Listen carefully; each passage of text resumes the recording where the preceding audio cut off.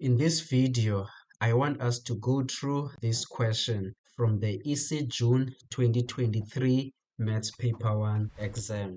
As you may already know, this is a question about optimization under the applications of calculus. And so the question goes as follows. A large cruise ship uses a fuel at a cost of 4x squared rand per hour, where x is the speed of the ship in kilometers per hour.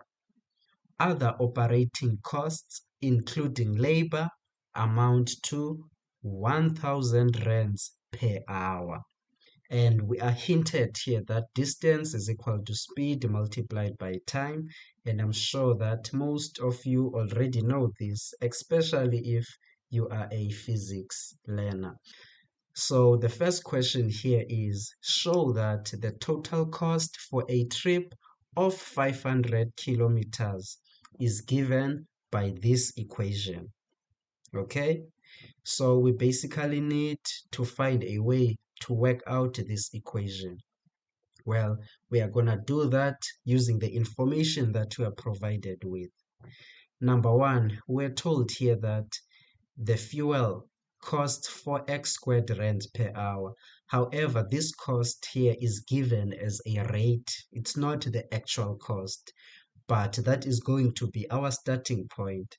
So we can start off by showing the total cost per hour.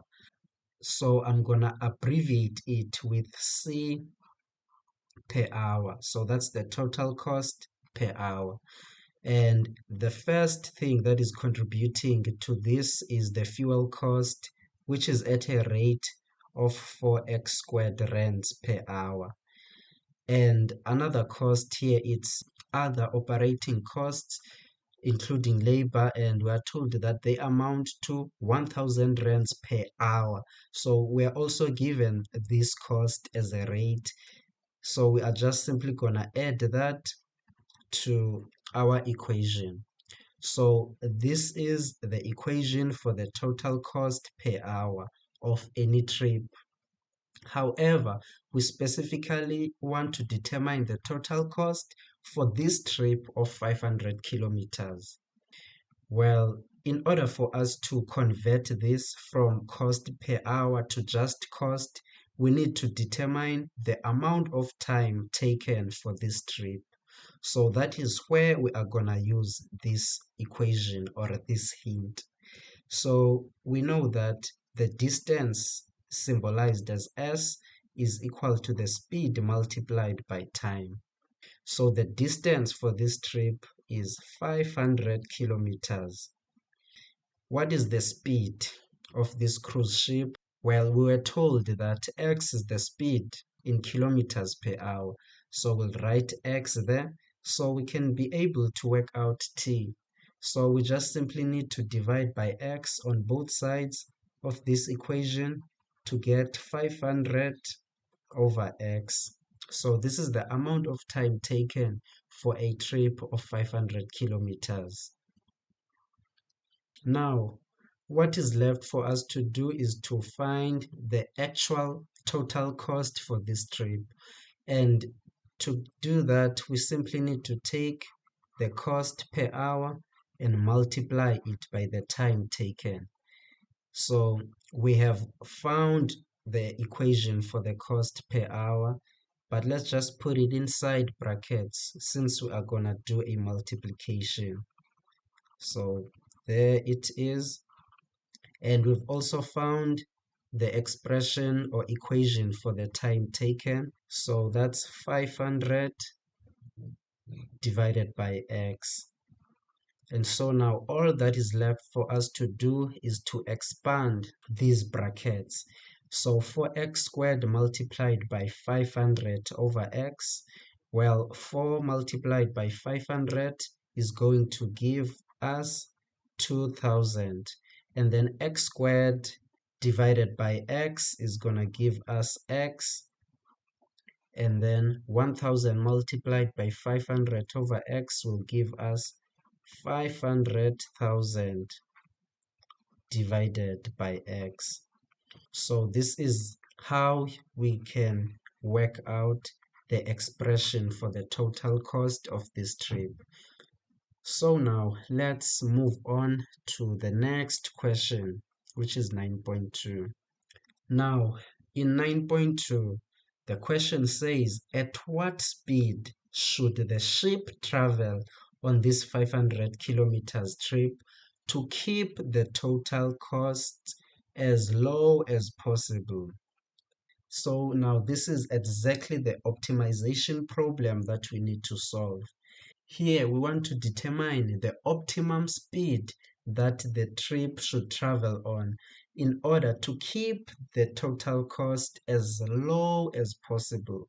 So we want to minimize the costs of this trip. And now, the nice thing about the way at which they have structured this question is that they had already given us the expression for the total cost. So even if you were unable to answer 9.1, you would still be able to answer 9.2. You just need to know the basic steps in optimizing a problem. Okay? So what we need to do to optimize this problem, as usual, we need to work out the derivative of the equation of our problem, which we already have. However, in order for us to be able to derive this, we need to start off by bringing this x to the numerator. So we need to write our equation for the cost as follows. So we'll keep the first term as it is, and then in the second term, we'll just use our knowledge from the laws of exponents to move the variable to the numerator. So it will be x to the power of -1. You just change the sign of the exponent. And now in this format, we can work out the derivative of this equation. So 2000x will give us 2000.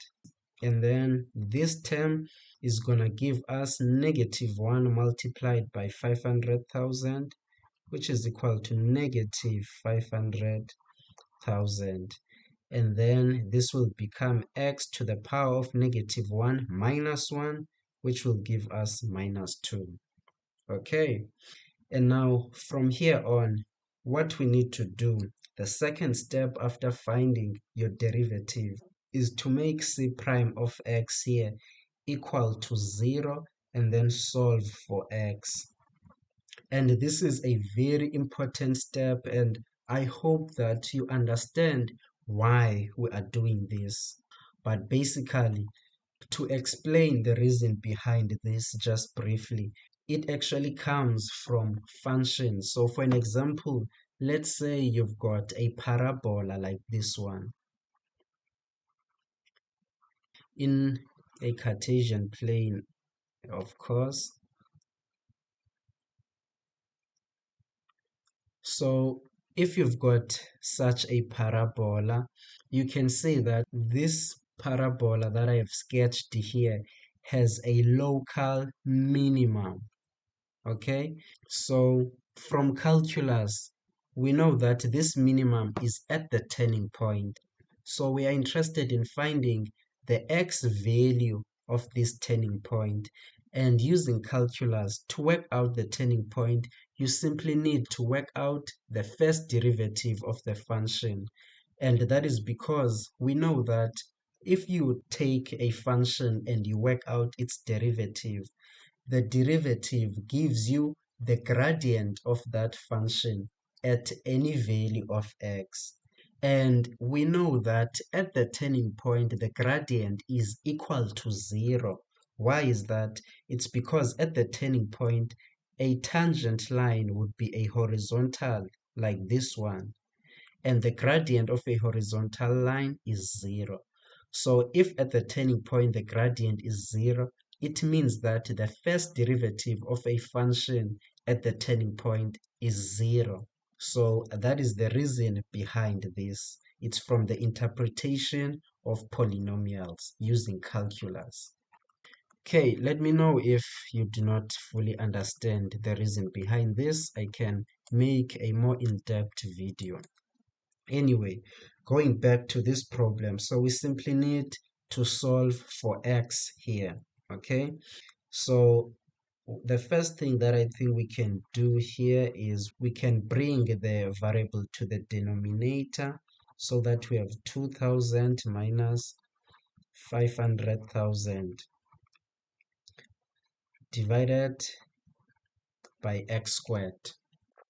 Now, there's more than one way on which you can solve this, but how I'm going to suggest we do it is by transposing this 2000 into the left-hand side so that we get negative 2000 equal to negative 500,000 divided by x squared. And now, of course, we can cancel out these negative signs here, and then we can multiply it by x squared on both sides of the equation so that we have 2000 x squared equals to 500,000. And now let's just divide by 2000 on both sides of the equation. So on this side, we are going to be left with x squared. And so the question is, what are we going to get on the other side? So 500,000 divided by 2000. So that is equal to 250. Nice. And now from here on, you can just find the square root on both sides of the equation. So we'll have x is equal to plus or minus the square root of 250. And so we can also work this out using a calculator. So what's the square root of 250? Well, that's 5 root 10. So let's just find the decimal of that and round to 2 decimal places. So we'll have 15,81. Okay? Now remember that x represents the speed of the ship, and the speed cannot be negative. Therefore, we can conclude here that the value of x, or the speed, is equal to 15,81. So this is the optimum speed that the ship should travel with in order to keep the cost of the trip as low as possible. So now here's a bonus for all of you who have watched up to this point. So sometimes you can be expected to show that indeed this value of x that we have obtained is a minimum, or in other cases, a maximum. So how do you do that? Well, it's very easy. You can use the second derivative test. So when doing the second derivative test, what you need to do is you need to work out the second derivative of your equation. So in this case, for an example, the second derivative for C would be equal to, so the derivative of a constant is 0, and then the derivative of the second term would be negative 2 multiplied by negative 500,000, and that will give us a meter, as they call it, a gas. And so that would give us 1 million.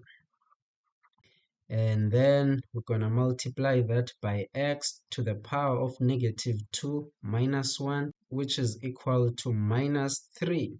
Okay, so that's our second derivative.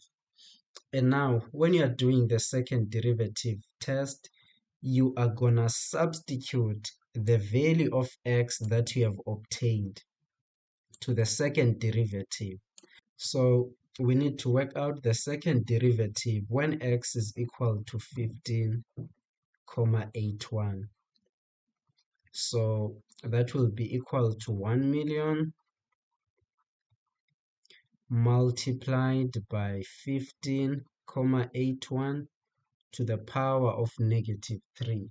Okay, so we're gonna go to our calculator and just work out the value of this.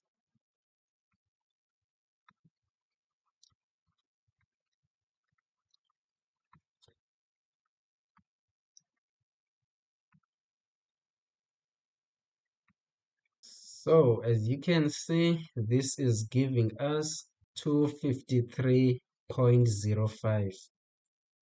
So that is the value of our second derivative at 15.81. But what we are more interested in is the sign of this value. So the second derivative at 15.81 is greater than 0. And this is very important because it is telling us that at 15.81, the graph that would represent this problem would be concave up. So something like this, like the parabola I had shown you in the beginning. So if the second derivative at a point is greater than 0, it means that a function at that point is concave up. And so this is in agreement with our answer because we were trying to work out the minimum. So now we have shown that when x is 15.81, the graph is concave up, and the graph can only be concave up at that point if that point is a minimum, which is exactly what we were interested on in this question. So that is how you can utilize the second derivative in order to check if your answer is correct. Alternatively, if we were maximizing here in this problem, then we would expect to get here a negative value, because if now the second derivative is negative at a point, it means that at that point the graph is concave down. And if a graph is concave down, then it means that it has a local maximum. So that's how amazing calculus is. And so that's it for this video. I hope you enjoyed and learned something from it. See you on the next one.